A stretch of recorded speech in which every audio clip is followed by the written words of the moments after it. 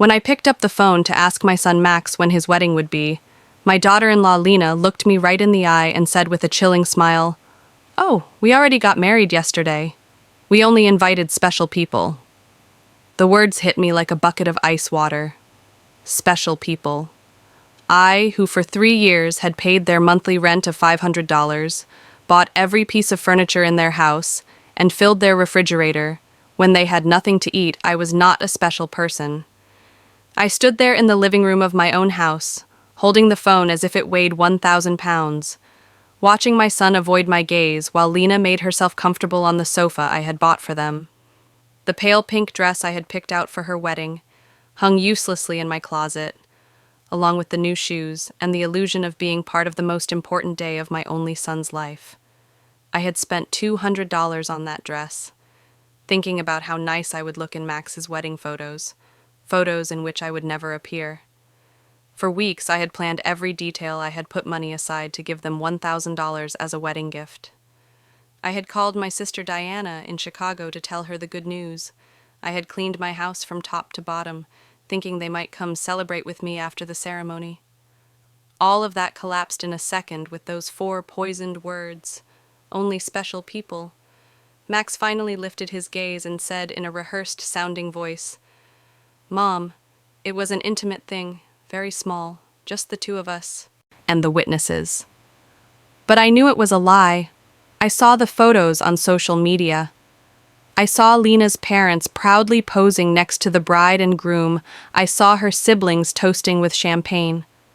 I saw Lena's white dress, which I had helped finance with the $800 I had given her last month for her personal expenses. I saw everything I wasn't supposed to see.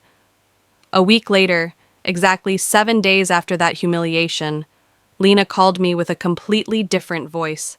She was no longer the confident woman who had excluded me from her wedding. Now she sounded desperate, almost pleading. "Renate, the rent is overdue. The landlord is pressuring us and says, if we don't pay this week, he will kick us out. You forgot to make the transfer." Her voice trembled slightly, as if the world were ending. I was silent for a few seconds, remembering all the times I had run to the bank to make that transfer. All the times I had canceled my own plans to make sure they had a roof over their heads. All the times I had eaten beans and rice so I could give them money for their desires. And now, after they had excluded me from the most important moment of their lives, they had the audacity to call me as if nothing had happened. "Lena," I said with a calm that surprised even me. "Didn't I warn you that I only help special people?" The silence on the other end of the line was so deep that I could hear my own heart beating. For the first time in years, it was not I who was trembling, but her. "Renade, I don't understand," she stammered. "We were always special to you. You're like a second mom to me. Lies, all lies, wrapped in that sweet voice she only used when she needed something. The same voice she had used to ask me for money for the wedding dress, for the honeymoon, for the rings, which I had helped finance without knowing I would never see the ceremony where they were exchanged. For so many years, I had this constant feeling of walking on eggshells, weighing every word, every gesture, every gift, hoping to get a crumb of affection from my own son. I was the perfect mother, the obliging mother-in-law, the silent provider who never protested when they treated me like I was invisible. But that phrase, "only special people," awakened something in me that had been dormant for far too long. I had calculated in my head how much money I had spent on them in those 3 years. Between rent, food, gifts, emergencies, and whims, it was over $20,000. $20,000 I had taken from my retirement, from my savings, from the money my late husband had left so I could live my last years in peace. And what was all that for? To be treated like a stranger on my own son's wedding day. That night after I hung up, I sat on my bed and cried, but they weren't tears of sadness. They were tears of anger, of accumulated frustration, of years of silently endured humiliation. I cried for all the times they made me feel that my love was a burden, my presence a hindrance, my money the only thing I had to offer. I cried for the foolish mother I had been, for the woman who had lost herself, trying to be indispensable to those who considered her dispensable. When I woke up the next morning, something inside me had changed. It was not just the pain of betrayal, it was something deeper, colder. I stood up and looked at myself in the bathroom mirror. The same tired eyes as always, the same wrinkles that told stories of years of giving love without getting it back. But there was something else in my gaze, a hardness I didn't recognize, a determination that had been buried under years of compliance. I went to the kitchen and made coffee, as I had every morning for 40 years. But this time, I didn't think about calling Max to ask how he had slept. I didn't check my phone in anticipation of a message from him, apologizing for the previous day's humiliation. For the first time in a long time, I was my own first concern of the day I sat at the table where I had so often planned surprises for them, counted bills for their expenses, and cried silently when they treated me with indifference. Now, this table would be a witness to something completely different. I took out my checkbook, my bank statements, and started to do the math I wanted to see in exact numbers, the extent of my own foolishness. Monthly rent of $500 multiplied by 36 months was $18,000. Food and supplies approximately $200 a month was another $7,200. Birthday gifts, Christmas gifts, anniversary gifts, at least $3,000. Lena's medical emergencies, $800. The car loan they never paid me back, $2,500. The air conditioner repair in their apartment, $600. The living room furniture, $1,200. $33,400. That was the exact sum of my generosity. $33,400 I had wasted from my husband's inheritance, from my pension, from the savings I had put aside, penny by penny, for decades of honest work. All that money thrown out the window to keep two adults comfortable who couldn't even pretend to respect me. The phone rang, and I saw Max's name on the screen. Normally, my heart would have pounded as I ran to answer, hoping he would finally apologize and explain that everything had been a misunderstanding. But this time I let it ring once, twice, 3 times. Finally, it fell silent, and I continued drinking my coffee as if nothing had happened. 10 minutes later, it rang again. This time it was Lena. I let it ring too. Then a text came from Max. "Mom, please answer. We need to talk." I deleted the message without replying. At 2 o'clock in the afternoon, I decided to go for a walk. I hadn't done that in months, without a specific purpose, without an errand related to them. It was always the bank for transfers, the supermarket to buy them something they needed, the pharmacy for Lena's medications. Today, I went for a walk just because I wanted to. I walked past the park where I had often taken Max as a child. I remembered that sweet boy who hugged me tight and said I was the best mom in the world. When had he become this man who treated me like an ATM with feelings? When did I start confusing love with money? When did I start to believe I had to buy my own son's affection? At the bank, where I had so often made automatic transfers, I stopped in front of the door. The branch manager, Mr. Clean, saw me through the glass and waved. I had known him for years. He had processed every one of my transfers to Max and Lena. He had watched my account drain month after month to fill theirs. I went inside and walked directly to his office. "Mr. Klein," I told him, "I need to cancel the automatic transfers I have programmed." He looked at me surprised. For 3 years, these transfers had been as regular as the sunrise. "Are you sure, Mrs. Richter? Did something happen?" His concern was genuine, more genuine than any interest Max had shown in me in recent months.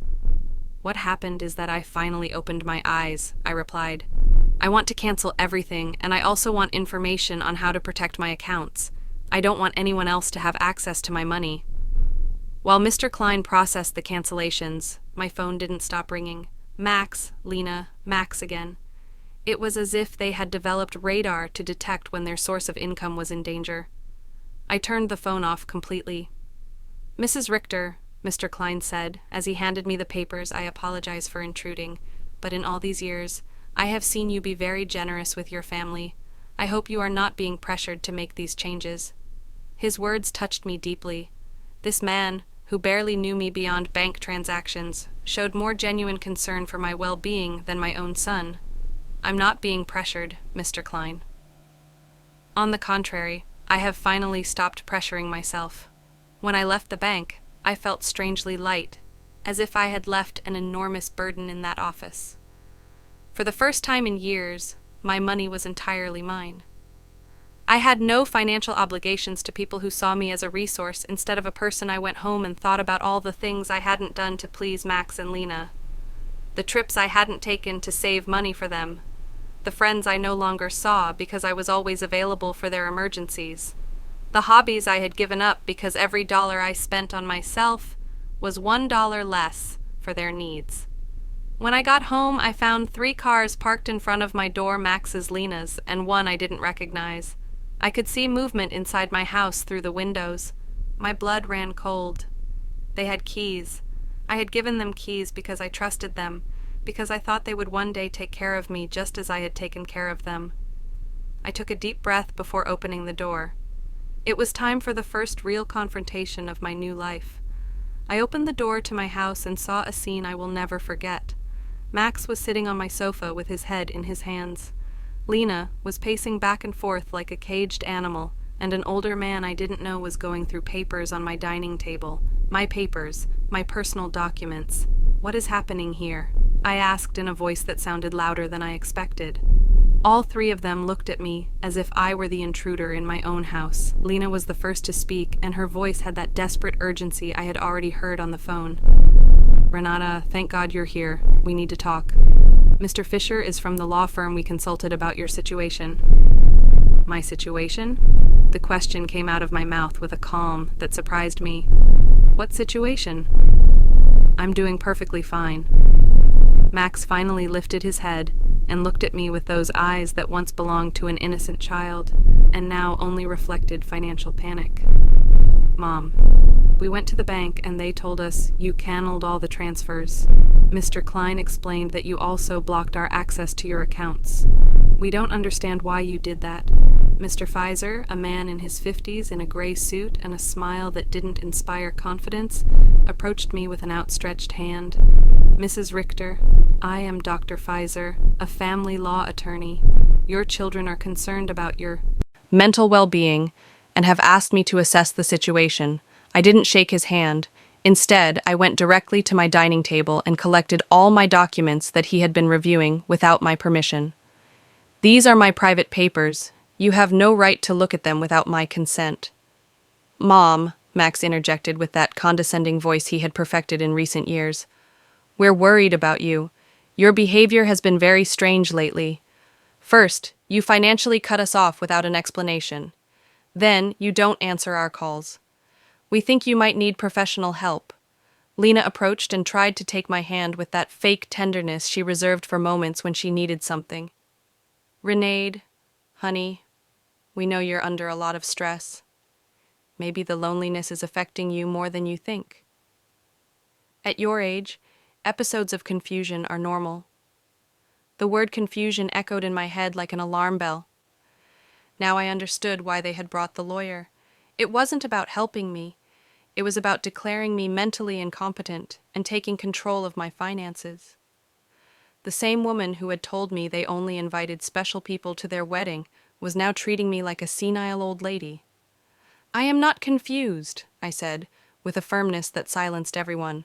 I am clearer than I have been in years, and you are going to leave my house right now. Mr. Fisher interjected with that professional voice lawyers use when they want to sound reasonable. Mrs. Richter, I understand you feel overwhelmed, but your children have a right to intervene if they believe your ability to make financial decisions is impaired. They have documented several concerning behaviors. Concerning behaviors? The laugh that came from my throat was horseshoe, almost cruel.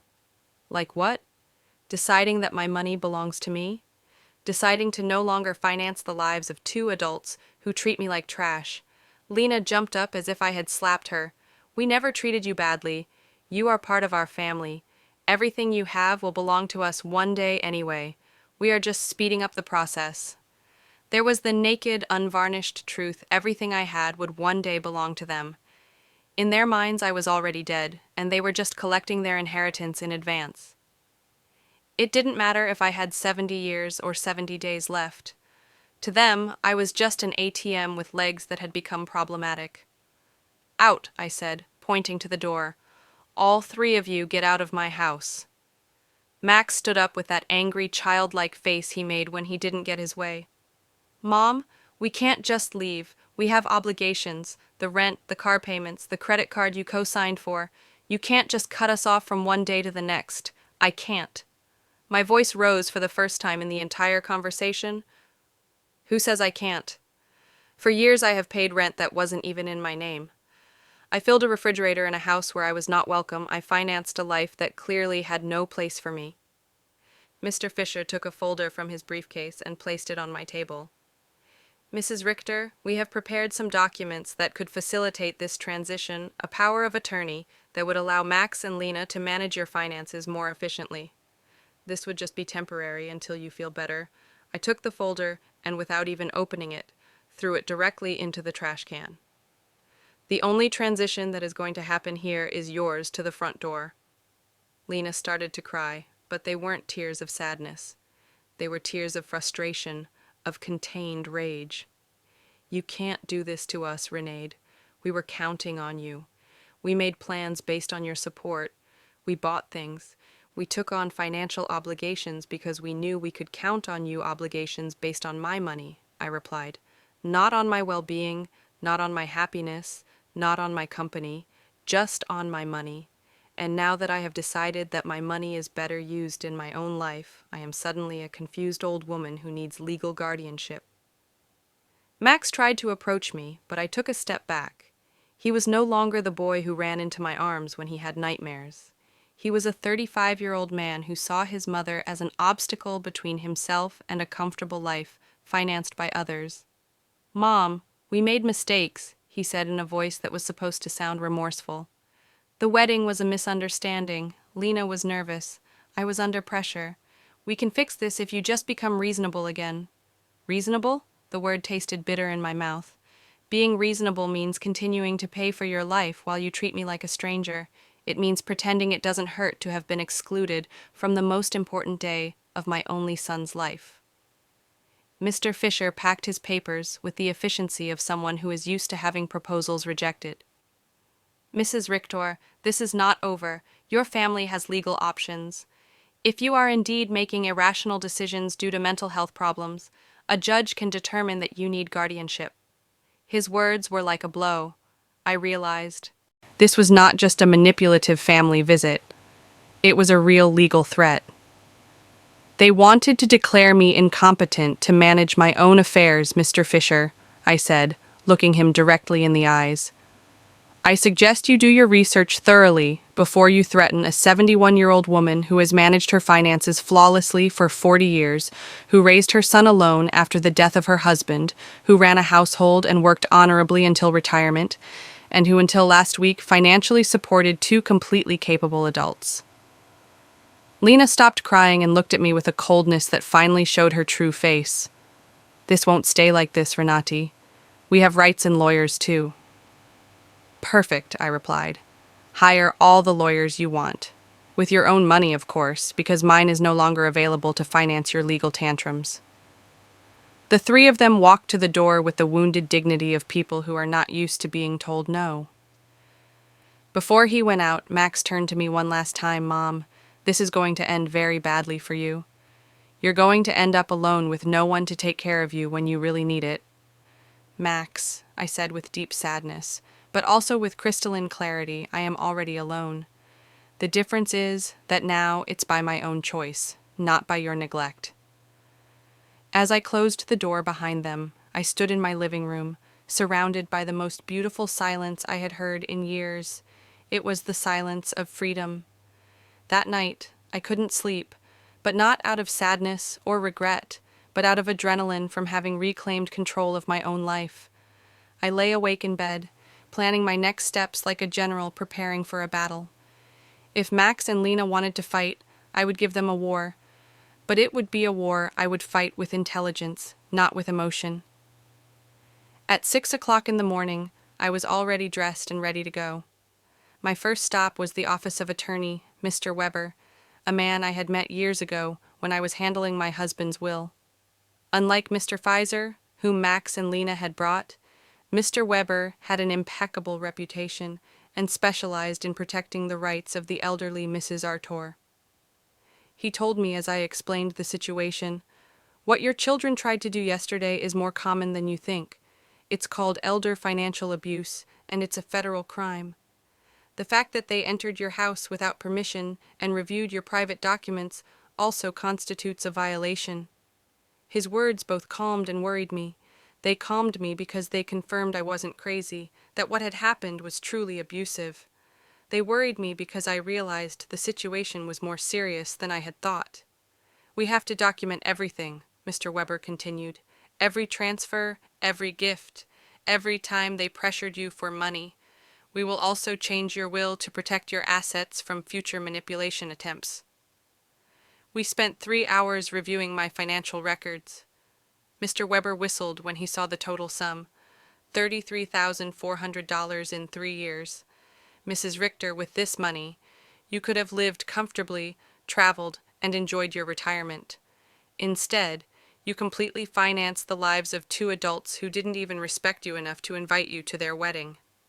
When I left Mr. Weber's office, I had a complete plan. First, I would change all the locks on my house. Second, I would install a security system with cameras to protect myself from future surprise visits. Third, I would open a new bank account at a different bank where they had no contact. And fourth, I would start living the life I had postponed for years. My next stop was the hardware store. The owner, Mr. Summer, had known me for years because I was always buying things to fix Max and Lena's apartment. This time was different. "Mrs. Artor, what brings you here today? Another emergency with your son?" he asked with the familiarity of a person who had silently witnessed my wasted generosity. "No, Mr. Summer. This time it's for my own house. I need to change all the locks, and I want them to be of the best quality." He looked at me surprised, but asked no questions. While I was choosing the locks, his son Ethan, who installed security systems, came by. It was Providence in action. "Ethan," I told him, "I also need to install surveillance cameras, the complete system. The price is not an issue." While they were preparing everything for the installation the next day, I received a call from an unknown number. It was Lena calling from someone else's phone, because I had blocked her number after the previous day's confrontation. "Renata, it's Lena. Please don't hang up. We need to talk like civilized adults." "Speak," I said dryly. "Listen, I understand you're upset about the wedding. It was a mistake. Max and I have talked about it, and we want to make it up to you. How about we have a special dinner to celebrate our wedding with you? We can do it at your house. Cook together like we used to." The manipulation in her words was so obvious that I almost had to laugh. "Lena, how much rent do you owe exact?"